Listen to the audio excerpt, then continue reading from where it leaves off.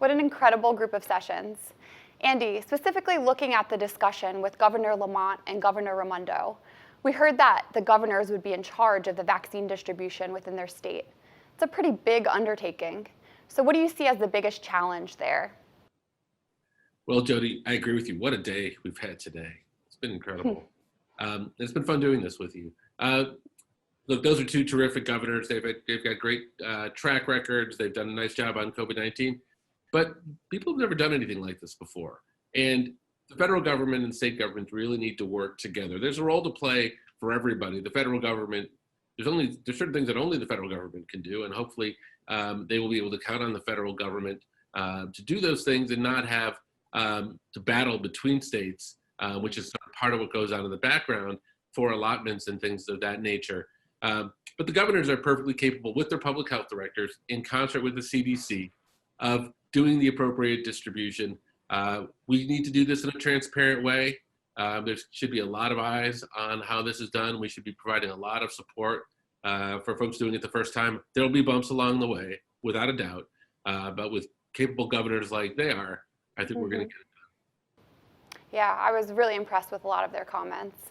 And to add on that, do you think the federal government will further support the states in those vaccine efforts and other efforts too as we get to the other side of the pandemic? Or will this clear divide between some states and the federal government continue? Well, Jody, we don't actually know who the federal government will be, and I guess maybe some of the answer depends on who the federal government is. The current administration has taken I'd say, much more hands-off. This is the accountability of the states approach to things than I think probably the Biden administration would.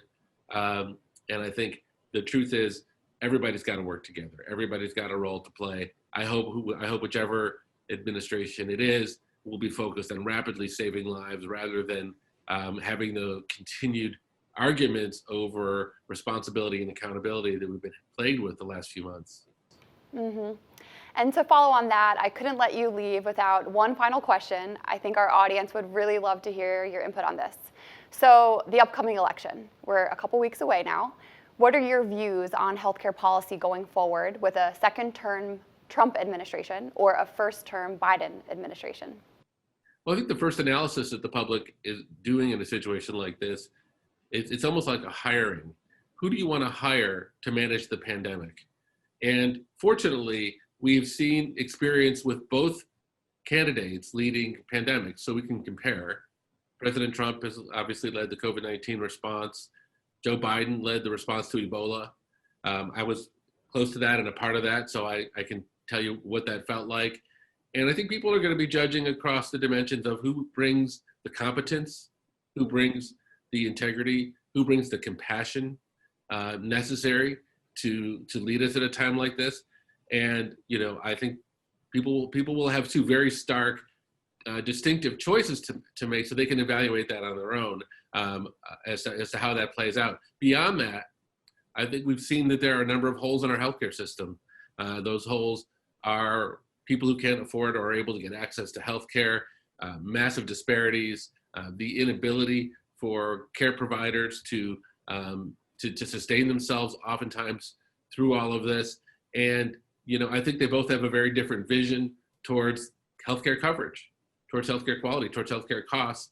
It's something that I think, I could say that Biden, being familiar as I was part of the administration, I think he's got a very clear, simple approach, and certainly believes that there shouldn't be any American that goes to bed at night worried about how they're going to afford to care for their families. That's something that's important. And of course, if you want the ACA to stand and be a law of the land, you'd need to see a Biden win in order to assure that, given the court case. So it's going to be a pretty interesting few weeks. Hopefully we'll know soon who the new president is, or the current president. Hopefully there will be our republic and our democracy will hold. And let's all look forward to and participate in this election, because we want to influence the outcome. There's no important time than now. Thank you so much, Andy. We really appreciate you spending the day with us and sharing your candid thoughts. I know our audience does as well. So we'll have to catch up soon, and appreciate it. Take care, Jody. Thank you. Thank you. Well, the day's not over yet. We still have 2 more incredible keynote sessions to watch. Coming up, we'll hear from the CEO of Kaiser Permanente, followed by a panel with Google's head of health, the president of Optum, and master of Trinity College. They're together to discuss an exciting new coalition. So take it away,